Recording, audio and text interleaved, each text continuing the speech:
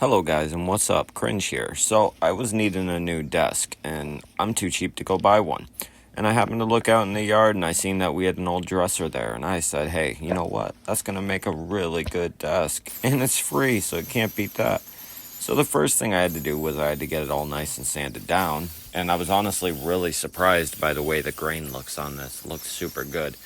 Now, mind you, I'm not a professional and you'll be able to see it from the end result, although it's good enough for me and I thought it turned out really well. I know it's not professional grade and I made a lot of mistakes along the way.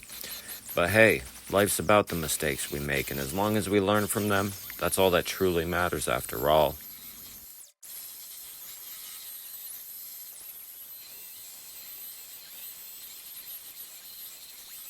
Now, this is one of the first mistakes I made where I sanded against the grain, and I do believe if I had went against with the grain, it probably would have looked better, but instead, you see, I cross-hatched it instead of staying in one specific way.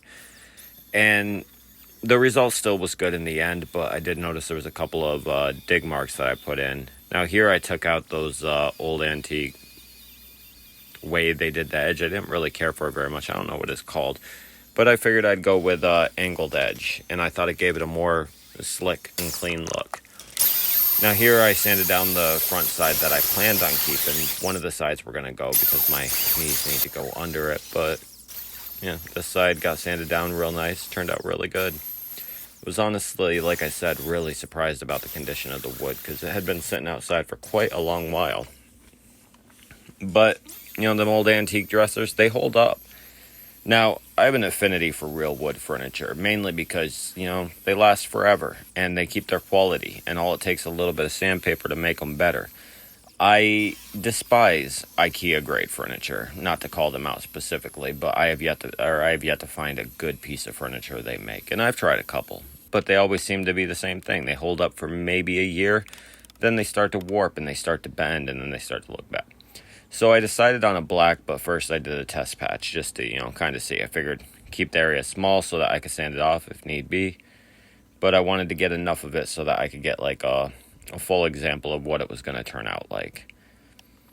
Now, this black turned out really good and it was able to keep the grain pattern quite well, which honestly surprised me quite a bit, as I didn't think it was going to hold the grain pattern, but the grain pattern shined through really good, as you can see, even from a distance and even over the camera. And it honestly looks a lot more brilliant in person, and I wish I could have captured what it truly looks like, but it turned out really well. So I switched from here to a brush to a rag, because upon the forums I was looking at, it said the best thing you could use is a lint-free rag. Now I let it sit for 5 minutes, and then I wiped it off entirely, getting all the excess off, allowing it to dry quicker, and the instructions said the longer you leave it on, the darker it goes, but I really wanted a little bit of see-through on the pattern, which in the end I got, and I was quite happy about. I wanted a little bit of the wood to shine through and give it kind of like a worn look. Now, half of the front I didn't stain, and that's because, as you see right here, I'm going to caveman it and just knock it out. Luckily, when they did the front of this, for the most part, it was segmented with the exception of this, but that pulled out real nice and easy. Now, I wipe it up, and I stain down the part that is visible. Now, I worked in sections, and in hindsight, I probably should have just got it all done first and then, you know, stained it and whatever. But I was really impatient, and this is the first piece of furniture I made, well, modified. So I was excited. Now, we need to add a cross support here to give a little bit of structural stability from the structural stability we took out. Now, this is a hole that I'm putting in so that I could hide the power strip underneath it. And unfortunately, I lost the video footage of that, but you know, in the next one we'll have it in there. And if you guys do like this style of video, comment down below what the next type of piece of furniture you'd like to see me do, whether it be a coffee table or a bed stand or, you know, whatever.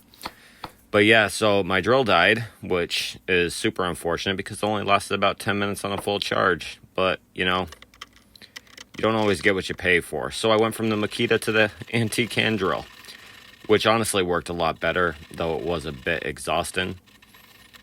And I did, you know, lose a little bit of patience on it.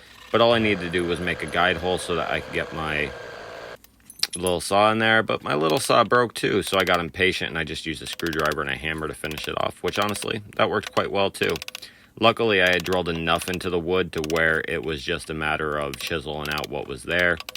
and nothing a flathead screwdriver and a hammer couldn't do. And it honestly did it quite well. At this point, it was getting kind of late, and I was worried about waking the neighbors up, so I kind of just moved on to quieter tasks. I wiped it up, got it washed off, restained it, and, did all the good stuff.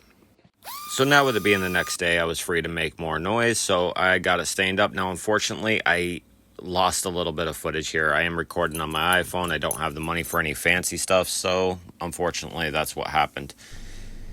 But this is the end result of it with my computer on it, and I think it turned out super good, and it was honestly better than expected. It works so well, I have so much space, and with the drawers being bigger, I can use them for all kinds of things. Honestly, I strongly recommend it. If you're going down the side of the road and you find a free dresser that is actual real wood, I would heavily recommend doing this. The process in its entirety took maybe 4 to 5 hours.